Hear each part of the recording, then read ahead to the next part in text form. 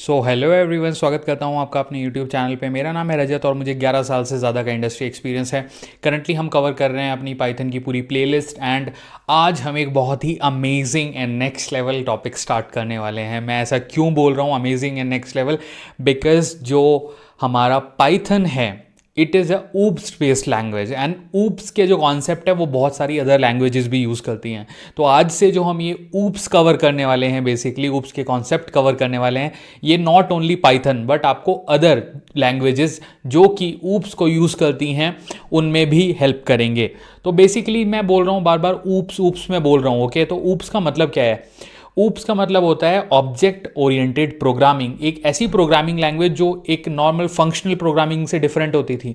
अब functional programming क्या होती है? देखिए, जब हमारी लैंग्वेज सी आई थी तो सी में आप बहुत लंबे लंबे कोड लिखते हो, ओके, और बहुत ही उसके कॉम्प्लेक्स बेसिकली स्ट्रक्चर होते हैं, उसके जो सिंटेक्सिस होते हैं वो काफ़ी डिफिकल्ट होते हैं।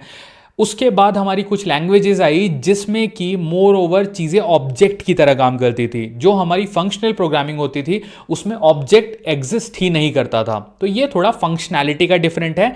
जो सी है वो एक प्रोसीजरल बेस्ड लैंग्वेज है, जो हमारी पाइथन है ये ऊप्स बेस्ड लैंग्वेज है। तो आज हम स्टार्ट करने वाले हैं ऊप्स के कॉन्सेप्ट एंड ऊप्स के बेसिक कॉन्सेप्ट से बिल्कुल स्टार्ट करेंगे और हर किसी का एक एक एग्जाम्पल भी हम कवर करने वाले हैं। तो चलिए आगे बढ़ते हैं एंड डिस्कस करना स्टार्ट करते हैं। सबसे पहला सेशन हमारा ऊप्स का। तो चलिए सबसे पहले हम ओपन करते हैं हमारा VS studio and VS studio open होने के बाद हम सबसे पहले एक बनाएंगे नई फाइल। चलिए पुरानी जो हमारी फाइल्स ओपन है, हमने एक्सेप्शन वगैरह कवर किया था इससे पहले, तो वो मैं क्लोज कर देता हूँ ताकि सिस्टम भी हमारा स्मूथली रिएक्ट करे। चलिए एक न्यू फाइल मैं यहाँ पर क्रिएट करता हूँ। न्यू फाइल का मैं नाम रख देता हूँ oops_1.py। जैसे कि आज हमारा oops का पहला सेशन है, तो एंटर करता हूँ एंड इसको स्टोर कराता हूँ सेम लोकेशन पे। थोड़ा सा जूम कर देता हूँ ताकि मैं जो भी लिखूँ आप लोगों को प्रॉपरली दिखाई दे। हाँ जी, तो सबसे पहले हम बात करने वाले हैं, देखिए, oops के कॉन्सेप्ट के लिए। अब देखिए oops की फुल फॉर्म होती है object oriented programming. Object oriented programming क्या होती है? एक ऐसी प्रोग्रामिंग लैंग्वेज जिसमें everything is a object. Object क्या होता है? देखिए रियल वर्ल्ड में क्या ऑब्जेक्ट है? मैं एक ऑब्जेक्ट हूं, आप एक ऑब्जेक्ट हैं, ये कैमरा एक ऑब्जेक्ट है, ये लैपटॉप ये भी एक ऑब्जेक्ट है। तो एवरीथिंग इज अ ऑब्जेक्ट, और ऑब्जेक्टिव से इसको कंफ्यूज मत करिएगा, ये बहुत ही सिंपल टर्म है। Everything is consider as a object in this programming language. अब इसमें दो सबसे बेसिक कॉन्सेप्ट होते हैं जो कि बिल्कुल इसके स्टार्टिंग से ही आपको पता होने चाहिए। नंबर 1 जो हमारा कॉन्सेप्ट होता है इसके अंदर वो होता है क्लासेस। नंबर 2 हमारा जो कॉन्सेप्ट होता है यहाँ पे वो होता है ऑब्जेक्ट्स। अब देखिए अभी तक हमने जो भी कोडिंग करी है पाइथन में, ओके, तो वहां पे हम कोड किस तरह से लिखते थे? मैं आपको एक बार एक छोटा सा कोड लिख के दिखाता हूं यहाँ पे, और कमेंट्स के अंदर ही लिख के दिखाता हूं। डिफ रजत एंड लेट्स से इसमें एक पैरामीटर डालता हूँ एज, एंटर कर देता हूँ, प्रिंट कराता हूँ हेलो एज, इसको डबल कोट्स में डालता हूँ।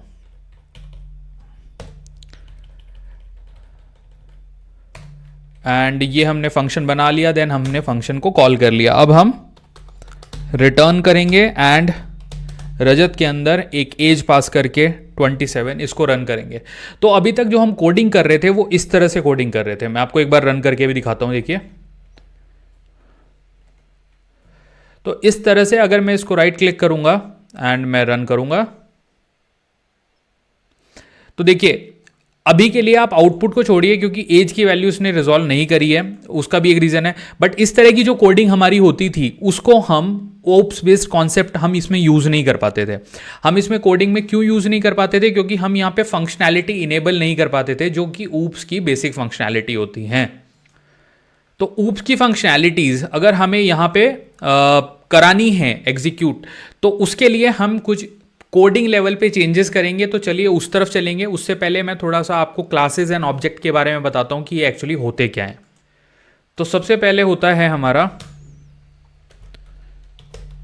क्लास, जैसे कि मैंने आपको बताया। तो क्लास को आप इस तरह से समझ सकते हो, क्लास इज अ डिजाइन और basic structure of an object, तो ये होती है क्लास। अब क्लास से पहले हमारा क्वेश्चन आता है कि ऑब्जेक्ट क्या होता है। तो ऑब्जेक्ट क्या होता है? ऑब्जेक्ट को अगर आप डिफाइन करोगे, it's a collection of data and it's functionality या फिर आप कह सकते हैं ऑपरेशंस की जो उसकी पूरी प्रक्रिया है, वो बेसिकली यहां पे आप कह सकते हो। तो ऑब्जेक्ट हमारा क्या होता है? It's a collection of data and it's functionality. Similarly classes क्या होती हैं?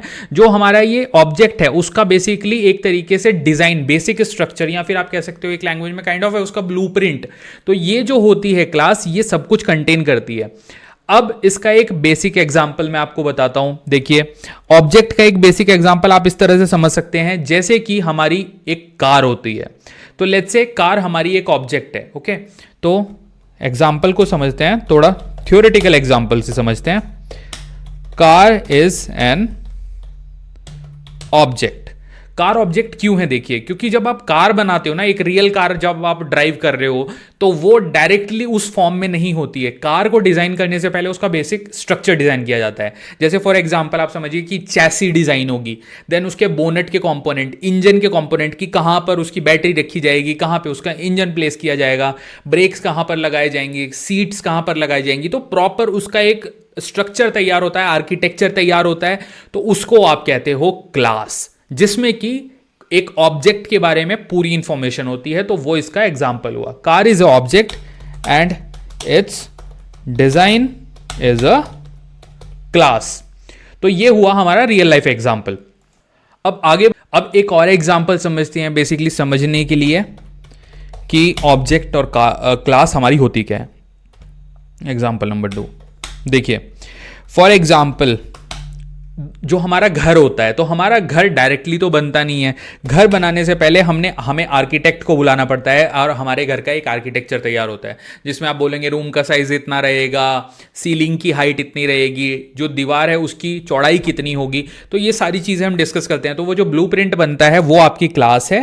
House is an object, house is object and it's blueprint is a class.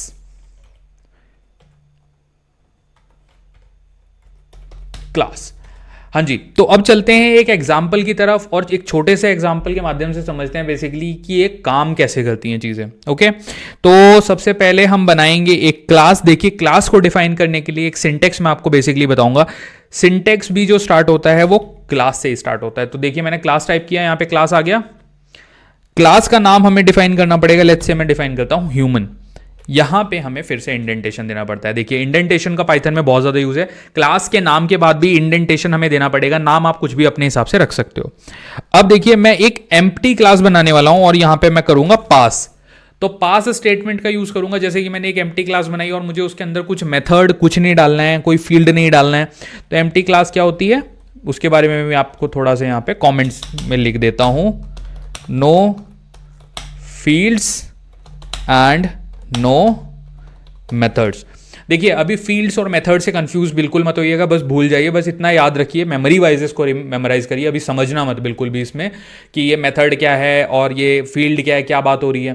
Class के अंदर मेथड और फील्ड होता है, जो कि ब्लैंक क्लास में नहीं होता। ब्लैंक क्लास आप यहां पे बनाने वाले हैं, तो मैंने पास स्टेटमेंट यूज करा है। तो बेसिकली क्या होगा, ये पास कर जाएगा इसको। अब यहां पे मैं एक बनाता हूं मेन हमारा। अब मेन से मेरा मतलब क्या है, जहां पे मैं अपने ऑब्जेक्ट को डिफाइन करने वाला हूं, तो उसको मैं मेन में डालूंगा। लेट्स से, तो मेरे ऑब्जेक्ट का लेट्स से नेम है आर, आर इक्वल टू, और मेरी क्लास का नाम है ह्यूमन। तो मैंने असाइन कर दी, अपनी ब्लैंक क्लास मैंने असाइन कर दी है अपने ऑब्जेक्ट को, जो कि है आर। अब मैं कराऊंगा प्रिंट, एंड यहां पे मैं दे दूंगा आर। देखिए, तो मैंने क्या किया, एक क्लास बनाई जिसके अंदर कुछ डेटा नहीं है, ब्लैंक क्लास मैंने यहां पर बनाई है। उसके अंदर पास को यूज किया है मैंने, ताकि वो हमसे आर्ग्यूमेंट ना मांगे और डेटा ना मांगे और सीधा पास होके निकल जाए। उसके बाद इस क्लास को मैंने असाइन कर दिया है एक ऑब्जेक्ट को। ऑब्जेक्ट असाइनमेंट है लाइन नंबर 19 पे। आर हमारा ऑब्जेक्ट है, ये हमारी क्लास है, और ब्लैंक है उसके अंदर। हमने कोई पैरामीटर आर्ग्यूमेंट्स कुछ पास नहीं करा है। ओके, और देन सिंपली हमने इसको प्रिंट कराया है। तो अब इसको रन करके देखते हैं, एंड लेट्स सी कि हमारा आउटपुट क्या आता है। चलिए, करता हूं मैं इस पर right click and run Python. Okay तो आप लोग देख सकते हैं, देखिए आउटपुट जिस तरह से हमारा आया है, तो ये हमारी मेन क्लास के अंदर हमारा ह्यूमन क्लास है, मेन डॉट ह्यूमन ये हमारी क्लास है, उसके अंदर हमने जो अपना ऑब्जेक्ट बनाया है वो इस लोकेशन पे स्टोर हो गया है।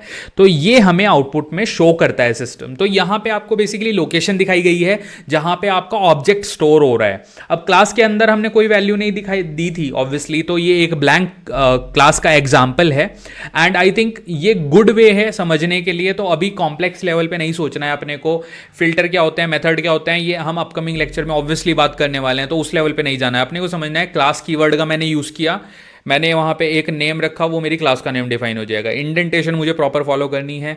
ब्लैंक क्लास के बनाने के लिए मैंने पास स्टेटमेंट फॉलो किया, ये मुझे मेमोराइज करना है। देन मैंने एक ऑब्जेक्ट को क्लास की वैल्यू बेसिकली असाइन करके दी है। अब इस ऑब्जेक्ट को मैंने यहाँ पे करवाया है प्रिंट, तो मुझे अभी खाली इतना ही आप लोगों को फोकस देना है and this is a basic of the OOPs. Okay, तो आज हमने कवर किया हमारे ऑब्जेक्ट के बारे में, हमारी क्लास के बारे में एंड हम किस तरह से ऑब्जेक्ट को क्लास के अंदर वैल्यू उसकी असाइन करते हैं, किस तरह से वो यूज़ हो सकता है। हमने एक ब्लैंक क्लास भी बनाई। So this was all for today and I would say thank you so much मेरा वीडियो देखने के लिए एंड प्लीज़ मेरे वीडियो को अपने दोस्तों से, अपने यारों से शेयर करिए एंड प्लीज़ सब्सक्राइब करिए मेरे चैनल को। Thank you so much guys, please subscribe to my YouTube channel.